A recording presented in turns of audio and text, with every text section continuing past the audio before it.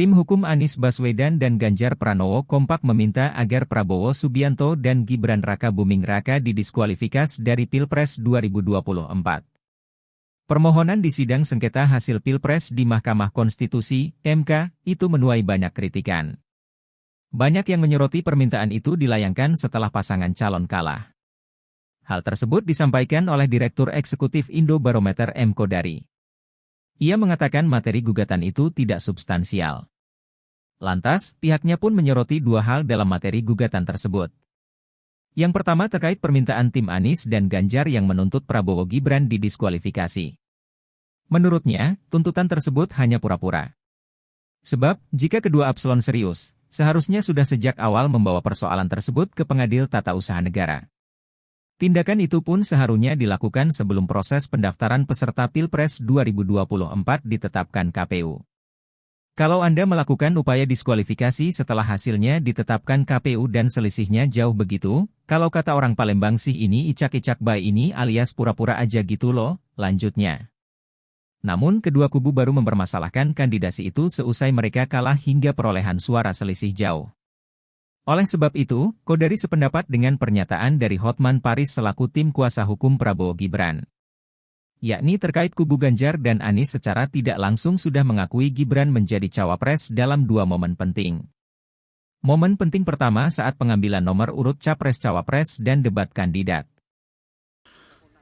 Alasan permohonan pembatalan hasil pemilihan disampaikan atas dasar terjadinya rangkaian pelanggaran terukur dan pelanggaran-pelanggaran yang secara kualitatif menguntungkan pasangan calon 02, namun sebaliknya merugikan pemohon.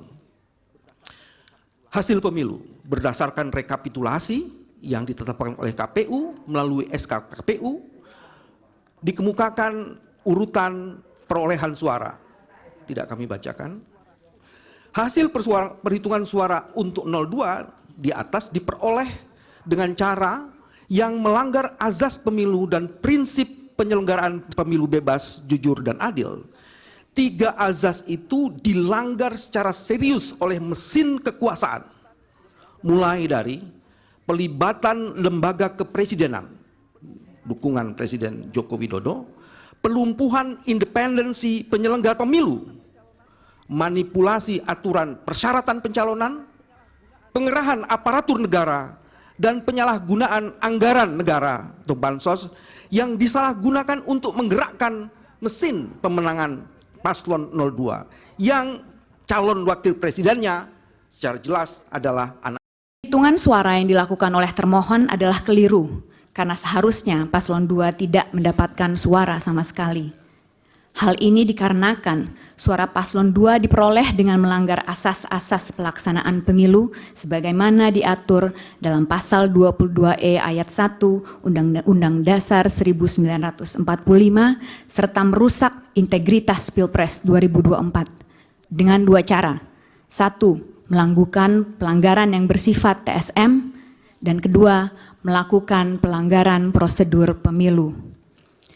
Bentuk pelanggaran yang bersifat TSM yang pemohon permasalahkan dalam permohonan akuo adalah nepotisme yang dilakukan oleh Presiden Joko Widodo yang kemudian melahirkan abuse of power secara terkoordinasi yang bertujuan untuk memenangkan pasangan calon nomor urut 2 dalam satu putaran pemilihan.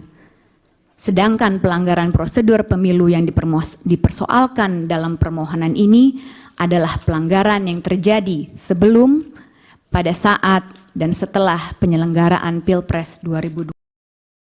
Download Tribun X sekarang, menghadirkan lokal menjadi Indonesia.